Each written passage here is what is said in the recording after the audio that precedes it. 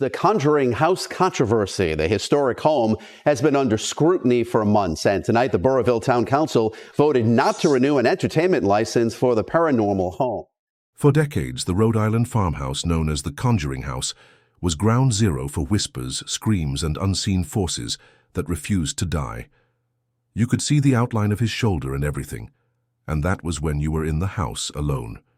Families were shattered. Ghost hunters swarmed. Hollywood turned it into a blockbuster. The camera picked something up. But behind the myth was something far more disturbing, something real. Now the mystery has cracked wide open, and the truth, it's darker, sadder, and more human than anyone imagined. This isn't just about ghosts. It's about wounds that never healed and something that never let go. The land soaked in sorrow. Long before The Conjuring turned it into a Hollywood icon, the old farmhouse on Round Top Road had already soaked up nearly 3 centuries of dark stories, strange deaths, and growing superstition. Well, I find them very charming. This place could make a killing on Airbnb. This place is a lot more rustic. Built around 1736 for the Arnold family, the timber-framed house once sat in the middle of 300 acres of rugged Rhode Island farmland. 8 generations of Arnolds lived, and many died on or near that land, blurring the line between documented tragedy and whispered legend from the very beginning.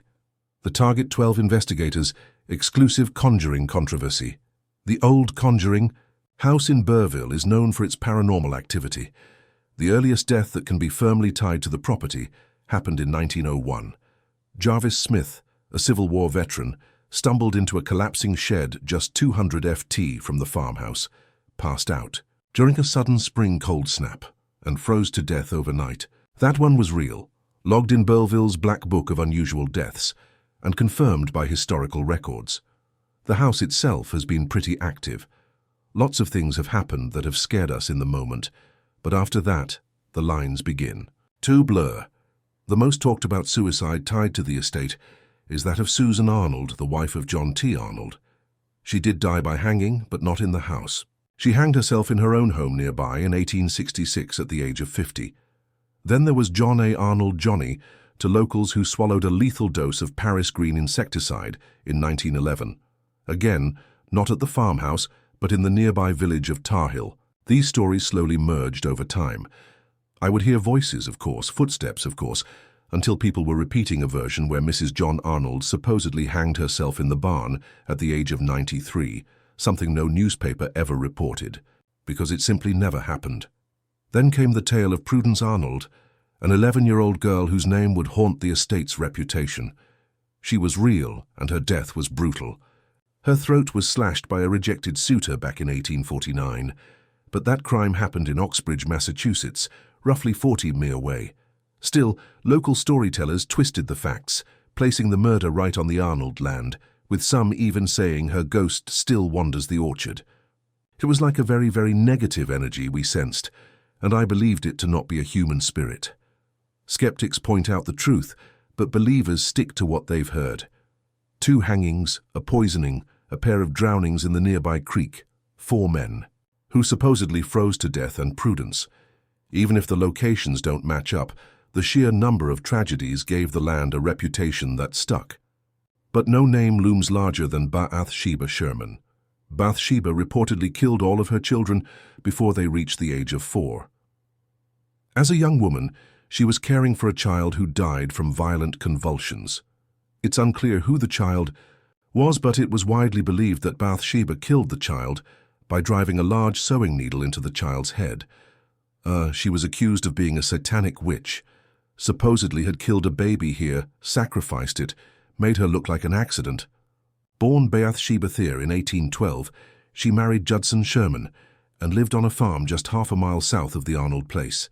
That much is confirmed by census records.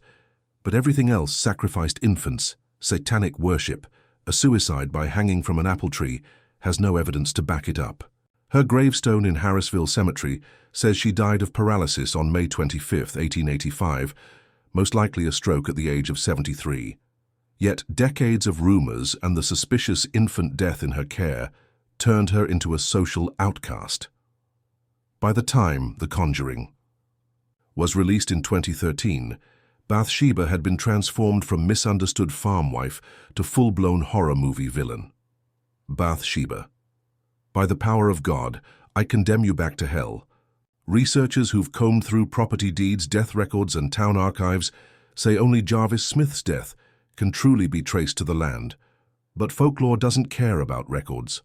1 verifiable death, 2 suicides that happened elsewhere, a murder in a different town, and an unlucky woman caught in a century of suspicion were all folded into a single chilling narrative.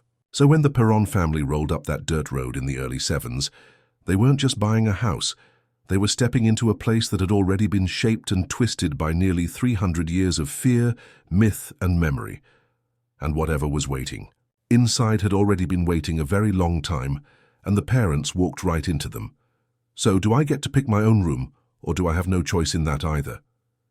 On a cold January morning in 1971, Roger and Carolyn Parrin pulled into their new driveway in Harrisville, Rhode Island, with a rented moving truck and their 5 daughters, Andrea, Nancy, Christine, Cindy, and April. The house they just bought was the kind of place most families only dream of. 14 rooms, wide plank floors, original fireplaces, and hand-carved beams that had survived since the 1700s. Guys, you don't know the house well enough. Someone's going to get hurt. Once part of a sprawling 200-acre estate, it had since been reduced to 812 acres, but even that felt massive to the Perrons. It was quiet, old and beautiful.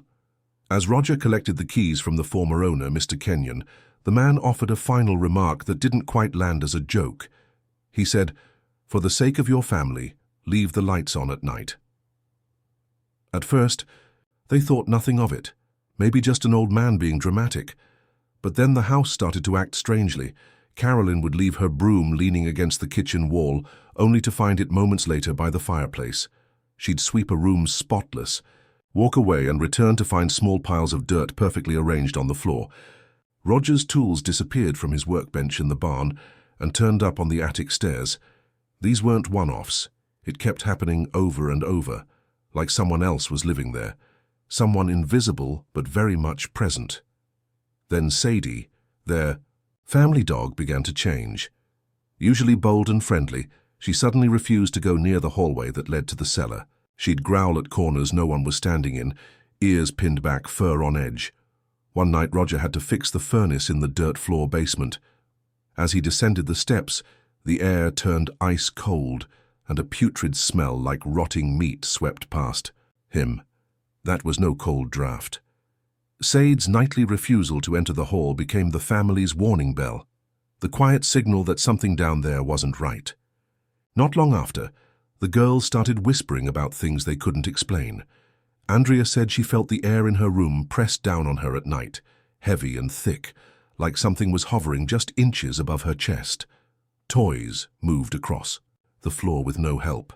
Long shadows crept across the upstairs landing, disappearing as soon as someone turned on a light. Every clock in the house stopped at exactly 3:07 in the morning. Caroline woke up one morning covered in fresh bruises, with no memory of bumping into anything. But despite all of it, no one felt like they were in danger. Not yet. There was something oddly calm about the disturbances in those first weeks. Cindy would feel someone tucking her in at night, and she'd smell a sweet, flowery perfume that didn't belong to anyone in the house. The girls gave the presents a nickname, the caretakers. These spirits didn't slam doors or throw objects. They moved things softly, opened doors gently, and even gave kisses on the forehead. Andrea said they felt more like former residents who had simply decided to stay. Carolyn began to believe it too. She spoke out loud to the spirits, even joking with them when her broom disappeared. "I've been seeing the dark entity that haunts your house and your land." One time, she scolded a spirit for leaving muddy footprints on her just-mopped floor. An hour later, they were gone. For a while, the family let themselves believe this was just how things were now. The spirits weren't hurting anyone. They were just there. Roger would even joke that at least their ghosts were polite. That period of strange comfort created an illusion, one that almost made them forget they were dealing with the unknown. But that peace wouldn't last. The house shifted again, and this time it wasn't gentle. Cindy's sweet floral scent turned into the stench of rotting flesh. Whispers once soft and curious became sharp, angry murmurs that echoed through the halls. Doors began slamming with force. Andrea's nighttime pressure now felt like something trying to pin her down. The air turned bitter, the cold more aggressive. The fog from the cellar crept higher up the stairs, thick and choking. "Oh my God, it's standing right behind you." Music. Sade's growls grew louder, and the family could no longer pretend they weren't being watched. By early spring of 1972, it was clear that Mr. Kenyon hadn't been warning them about friendly spirits. Whatever had started out as invisible hands folding blankets and moving tools had now become something far more calculating, something that studied the Pyrons, learned their habits, and knew exactly when to strike. The old Arnold estate had introduced itself with kindness. Now it was ready to show its true face. Cindy Perrin was never the loudest in the room. She wasn't the type to make things up for attention or drama. So when she pulled her older sister Andrea aside one night in the dead of winter, pale and shaking, Andrea listened. Cindy said a voice had been whispering to her in the dark. Not once, not in passing, but again and again, night after night. The voice was so close it felt like someone was standing right beside her bed. And the message was always the same. 7 dead soldiers are buried in the walls. The way she said it left no doubt. This wasn't a dream. It wasn't her imagination running wild. She was convinced the voice wanted its message heard. That moment changed everything. Cindy stopped sleeping through the night. She'd lie awake, staring at the walls, afraid that bones might push through the plaster, or that she'd wake up face to face with a skull. Roger and Carolyn searched the house top to bottom. They looked behind the walls, tapped on floorboards, and even checked the cellar for any signs of hidden remains. Nothing. No hollow panels, no loose bricks, no forgotten crawl spaces. Years later, skeptics would measure the interior walls and confirm they were only about 7 in thick, far too narrow to hide even one body, let alone 7. Still, the idea burrowed deep into the family's mind and stayed there. Local legends had already linked the old Arnold estate to the Revolutionary War. The biggest eye-opener for me at this point was definitely the black shadow apparition figure that was in the war. Some swore soldiers once camped on the land or passed through during raids. There was no hard proof, but just enough historical overlap to feed the fear.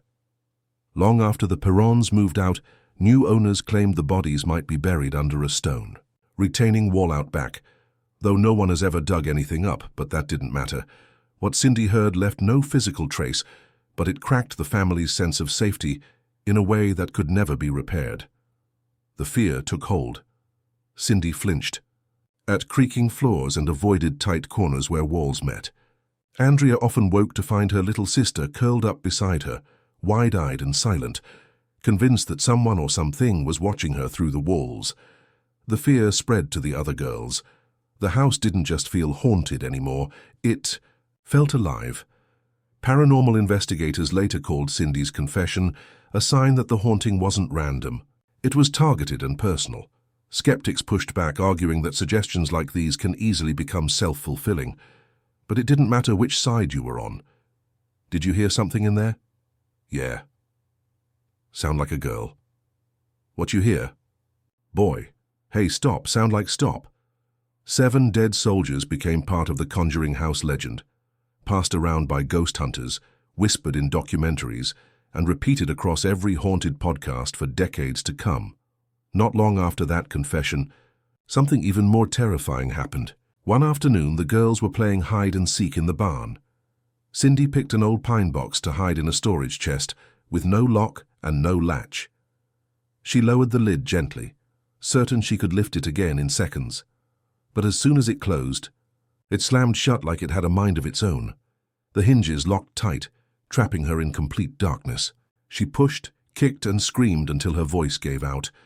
No one heard a thing. The house that usually groaned and echoed suddenly went silent. Cindy was trapped inside that box for nearly 20 minutes. She thought she'd die in there. Finally, her sister Nancy opened the lid without struggle, without any sign of resistance, and found Cindy soaked in sweat and tears, her fists red from pounding the walls. Roger tested the chest that evening. He opened and shut it dozens of times, presence of religious icons, Well, we get a reaction from anything unholy. It never stuck once. The wood wasn't warped. There was no mechanism. There was no logical reason. The lid should have jammed. To the parents, that was no accident. That wasn't just a game gone wrong. They believed something had deliberately shut Cindy inside and held her there. The most disturbing part wasn't even the entrapment. It was the silence. The same house that usually creaked and cracked had gone completely still, as if it were holding its breath. And that told them one thing. Whatever haunted the house wasn't just present, it was smart, it was playing with them. That incident changed how the Perron children saw everything. What once felt like harmless pranks from playful spirits now seemed calculated. Doorways became threats. Games turned into traps. Andrea later wrote that the house felt like a cat toying with mice. Hollywood clearly agreed. The scene became one of the most iconic moments in The Conjuring. The blindfolded hide-and-clap game with clapping hands leading a mother straight into a nightmare in the basement. Though dramatized, that scene captured the essence of what Cindy endured. Andrea has said only about 5% of the movie is accurate, but that particular sequence hit too close to home. After the barn episode, Cindy's whispers came back, but now the voice was harsher, the message louder. 7 dead soldiers. Over and over, Carolyn began waking at odd hours to the sharp sound of clapping, like wooden hands slapping together in the hallway. Roger installed a baby monitor in Cindy's room. Hoping to catch something, all they ever heard was static. Meanwhile, Sadie, the family dog, who had already shown fear near the cellar, started avoiding the barn altogether. Andrea would later describe the house as a portal cleverly disguised as a farmhouse. And at that point, the whole family agreed. As Cindy fell deeper into fear, the house turned its full attention to her mother.